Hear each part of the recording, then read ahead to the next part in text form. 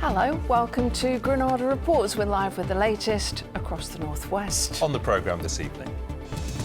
100 new measures to prevent suicide. The campaigners Three Dads Walking say it is a vital step forward.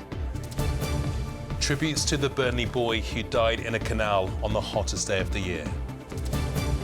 We're by Susie's side as she gets results back just 3 weeks after her breast cancer surgery. A new role for our favourite baddie, Ian Paulston Davies. He's in the director's chair for Bowl and Shoes, a new film he wrote as well, set in 1970s Liverpool and premiering in the city.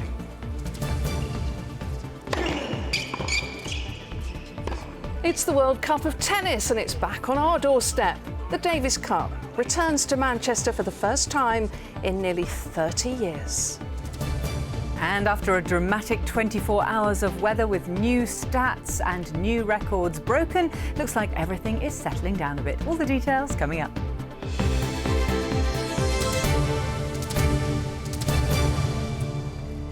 Well, first tonight, success for the most determined of campaigners. The Three Dads Walking brought suicide awareness right into the spotlight after the deaths of their 3 daughters.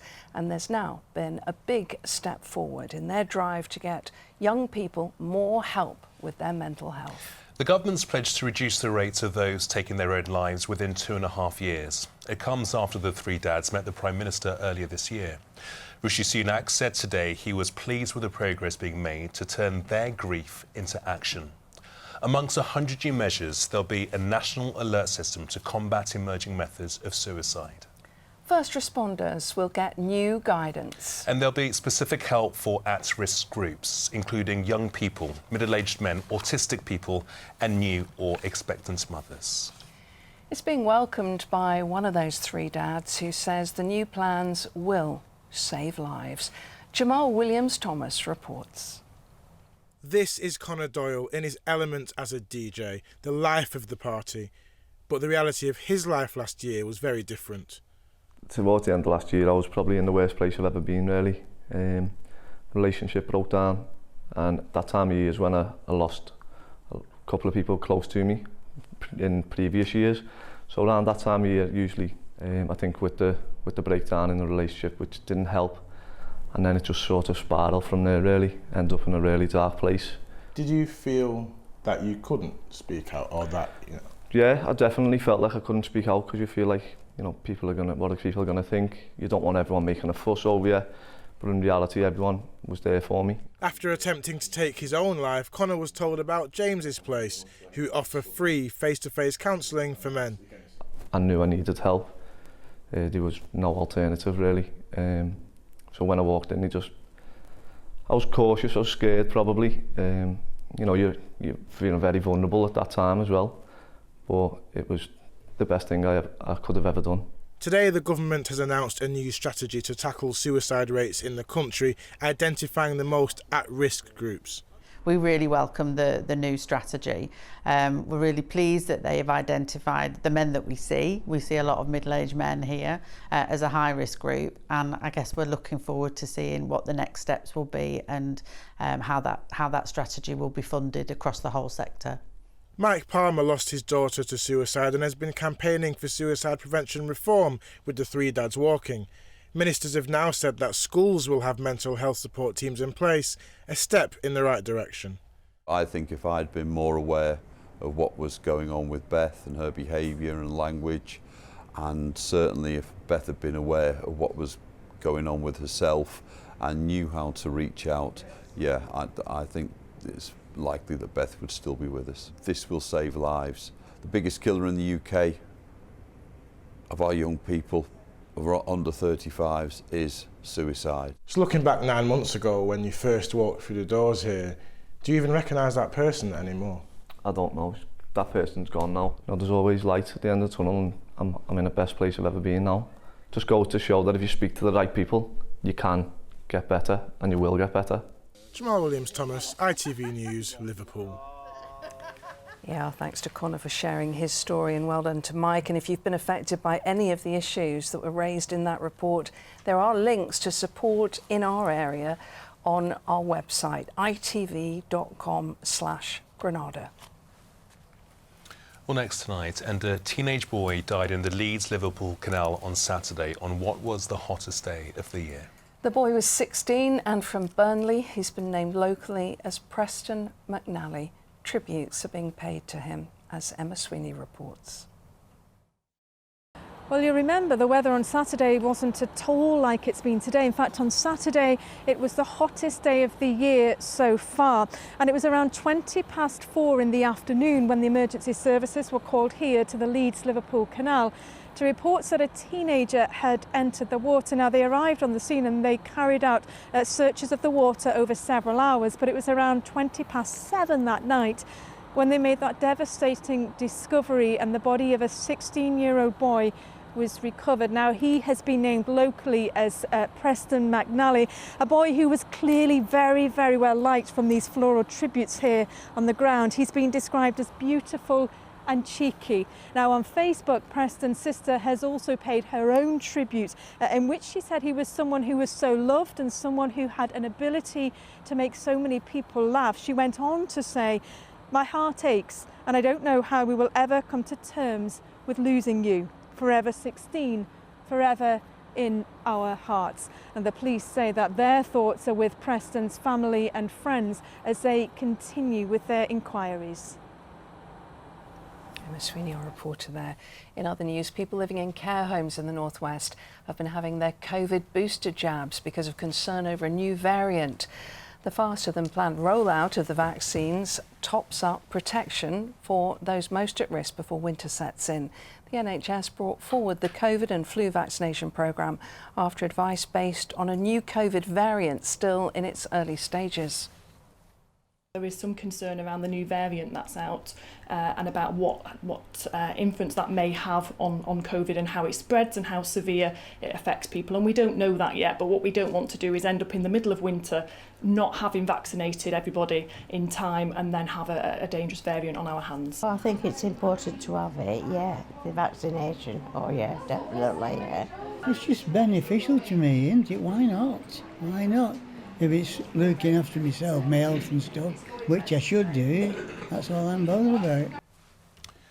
Well, next, then, anyone that's undergone treatment for cancer or knows somebody that has understands just how agonising it is waiting for the follow-up tests.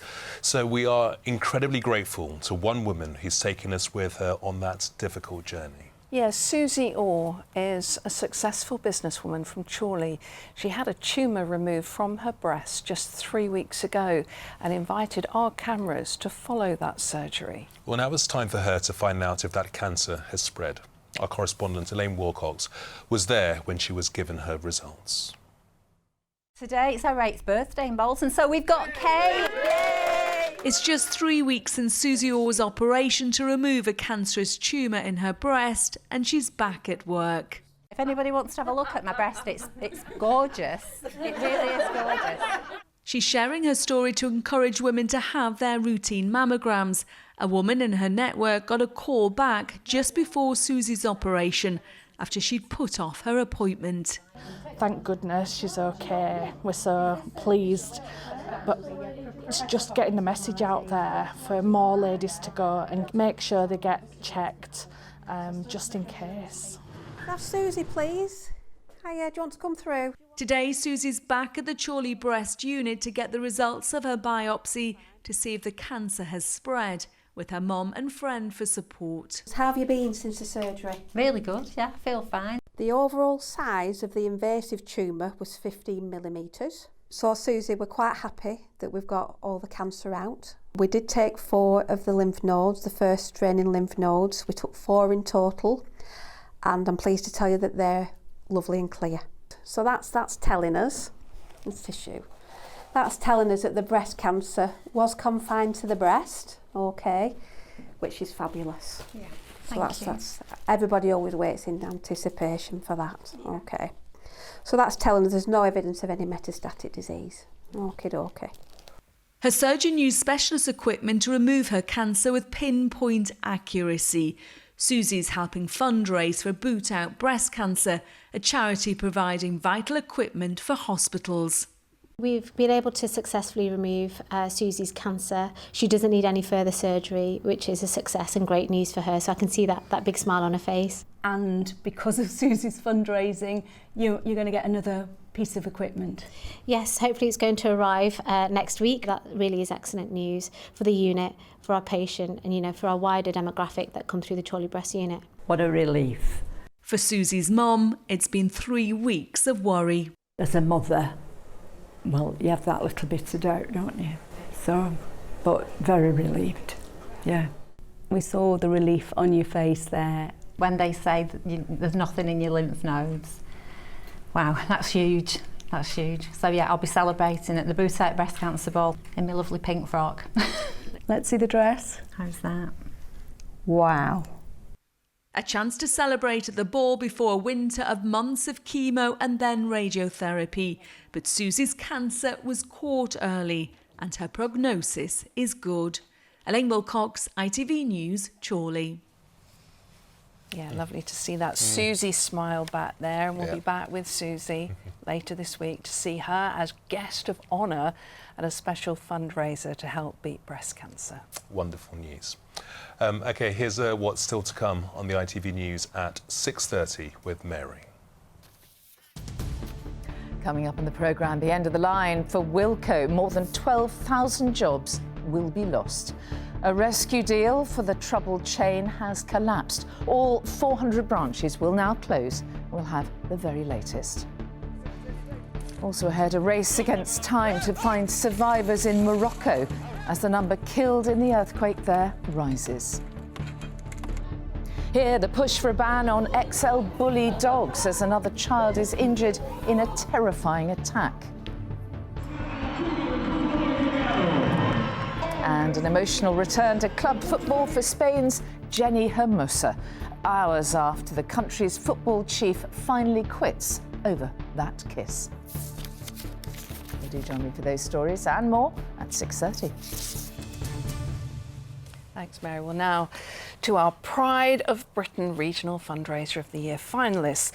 Tracy Walsh has been the landlady of the New York bar in Manchester's Gay Village for 34 years. Now, Tracy is a bit of a local legend and is credited with having a huge impact on the community in the village by providing a safe, welcoming space for everyone. Yeah, not only that, but Tracy has raised well over £250,000 for different charities.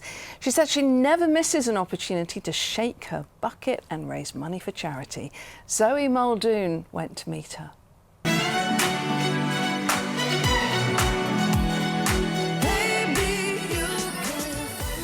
Tracy Walsh is known to many in Manchester as a local legend.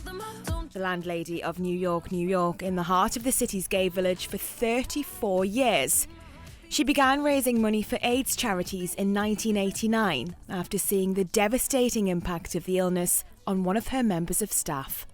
I went to see him in Crumpsall Hospital in the J ward, and I couldn't believe that 6 weeks earlier he'd been behind my bar, and the virus had developed into a brain virus, and it was absolutely heartbreaking. But what was more heartbreaking, there was nothing on these wards. These wards were awful. It was almost like they were a cell rather than a ward. My first bit of fundraising I did was to get a television. Tracy's mum also did a lot for charity, and after she passed away in 2011, Tracy started fundraising for many other charities like the Christie Hospital and Bernardo's. My mum said about everybody has a tale to tell, and I love people.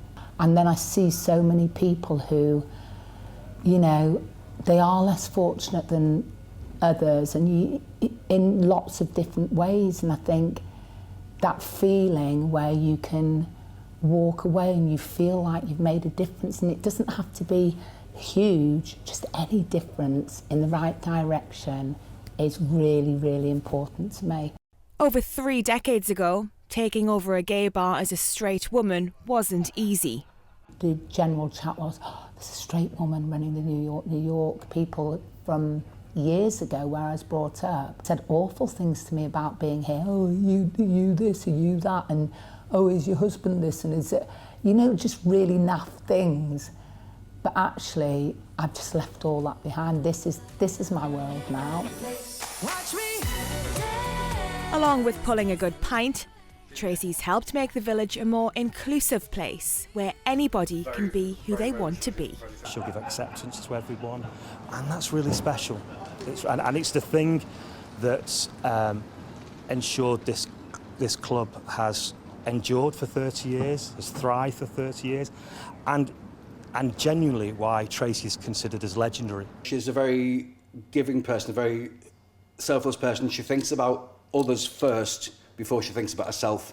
Through events and fundraising drives, Tracy's raised over £250,000. How do you feel being nominated for a Pride of Britain award? But I feel really emotional, and because I don't do it for that, but it's really, really lovely to get that recognition. And would the Pride of Britain award go pride of place in the bar? It absolutely would. Let me tell you, it would be bigger. The mirror ball that it would sit on top of will be bigger than the ones we've got now. I would have it in the most vocal part in the bar. Tracy's been flying the flag for the community here for decades. An ally, friend and tireless fundraiser.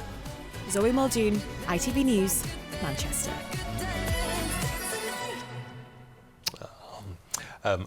Time for sport now, and what a week ahead for tennis fans. Hi, Mike. Huge week ahead as some of the biggest names in the sport descend on the Northwest. For the first time since 1994, the Davis Cup is taking place in Manchester. Known as the World Cup of Tennis, it'll see stars including Andy Murray competing over the next 6 days at the city's AO Arena. David Chisnall has been along to today's preview event. It's a tennis takeover in Manchester this week as Britain's aces assemble to take on some of the world's best. For the first time in nearly 30 years, the World Cup of Tennis, the Davis Cup, returns to the city. It's a rare chance to play close to home for Liverpool's current Wimbledon doubles champion. 1-0, how does it feel to be playing up in the Northwest? Yeah, it's amazing. I mean, there's something I've never done before. Looking forward to get going here in Manchester. Hopefully a lot of the locals from my club and around the city of Liverpool come out and cheer us on. Been getting asked for a lot of tickets so far. Looking forward to get going on Wednesday, and hopefully we can start with a win. As one of Britain's best ever, Andy Murray has played across the globe and won the sport's biggest prizes from Wimbledon to the Olympics. But playing in such an important competition in Manchester, well, that's a first. What are you expecting from the crowd up here? I think it'll be brilliant because, I mean, the stadium looks great. I think all of us probably believe that, we have an opportunity to win as well, which is exciting for everyone. So, pumped to be a part of it. Well, Murray memorably led Great Britain to Davis Cup glory back in 2015. To progress this year, they faced tough group opposition in Manchester with games against France, Australia and Switzerland. But the team that also includes Cam Norrie, Jack Draper and Dan Evans are expecting plenty of love from the home crowd. We were absolutely delighted when firstly we got to host and secondly to bring it to Manchester. It's brilliant. It's not been here since like 1994, but you could feel the energy. The city's right behind it, which is important. So together with the LTA, we've managed to put on, I think, what's going to be a great event. Sunday will see the biggest attendance for a Davis Cup tie in this country with a sellout crowd of 13,000 at the AO Arena. That's even more reason for the home side to serve up success and make it game, set and match Great Britain. David Chisnall, ITV News, Manchester. Well, next to football and two managerial changes. Former Oldham Athletic boss Lee Johnson has taken over the reins at League One Fleetwood Town, while Nigel Adkins is the new interim manager of Tranmere Rovers. He replaces Ian Dawes, who was sacked yesterday following Rovers' 2-0 defeat away at Colchester. Rovers have won just one of their 7 League Two games this season. In the same division, Stockport County are on the up. They fought back from a goal down to beat Wimbledon 2-1. While Crewe Alexandra were impressive 4-1 winners away at Forest Green Rovers. Well, next to the Rugby World Cup, and England are deciding whether to contest Tom Curry's red card at a disciplinary hearing tomorrow. The Sale Shark star was sent off in England's opening match of the tournament against Argentina on Saturday. It followed this challenge just 3 minutes into the match. He'll appear before an independent panel in Paris. England may challenge the red card, given similar incidents over the weekend didn't receive the same punishment. Curry's Sale teammate George Ford was England's hero, scoring all 27 points in the 27-10 victory. Now, this week, Liverpool is hosting the premiere of the new film, which is set in the city. It's about a couple of kids who grew up in a children's home and were obsessed with Mark Bolan from the 70s band T-Rex. Yeah, they were groundbreaking in their music and style, and they helped change how a whole generation of kids saw the world. Well, the new movie is Bolan's Shoes. It's written and directed by someone who lives in Chester, someone you'll recognise as one of our favourite baddies, Ian Paulston Davis.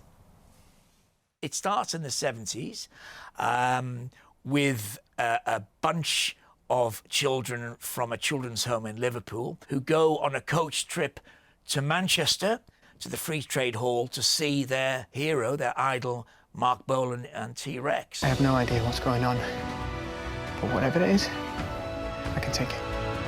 I'm so sorry that you've suffered alone for so long. The film deals with what happens when a moment in time, a choice, in this case, catastrophically alters the rest of your life, or can alter. And I always think life is very much like a roll of a dice.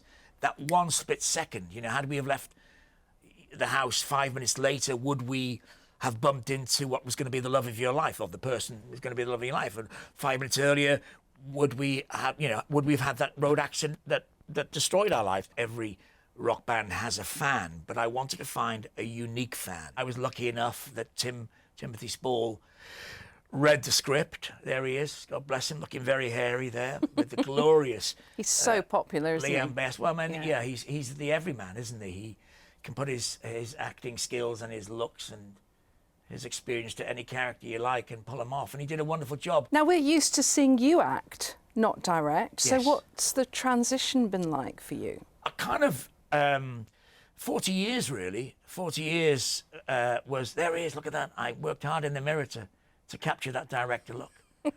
In fact, I got these glasses so I could have the director look. I always think that, you know, if we're privileged to be able to say, if work is no longer adventure, find a different one. And I just felt the adventure of acting. I'd done it for 40 years and I love it, and I just needed a change. And I felt that directing was something I'd always been curious about, and I'd watched directors work for 40 years. So I thought I'll give it a go and relight the flame. You have campaigned for years, haven't you, to raise awareness of OCD. I wonder how that impacts on you directing. I don't want to pay homage to a destructive, debilitating, cruel illness that OCD is, but would I have the observing antennae on my head? Would I be able to see a scene if I didn't have this obsession with sights and sounds and interesting people? And Ian, premiere in Liverpool this week. Yeah. How do you feel about that? I'm thrilled, I'm excited, terribly nervous, because, I mean, I've been on stage as an actor. With the film, it's there, and I can't change a thing. So that's that helplessness is terrifying, to sit there and saying there's nothing I can do about this. I just hope people go along and enjoy the film and enjoy Mark Bolan's music and the acting from these two wonderful, wonderful people. Ian, a delight to interview you. Thank you so much for coming in. Thank you for inviting me, Lucy. And have a wonderful premiere. Thank you very much. Yeah, it's a great cast, so be sure to look out for that. Bolan's Shoes, coming to a cinema near you soon. OK, let's get the weather now. Here's Emma.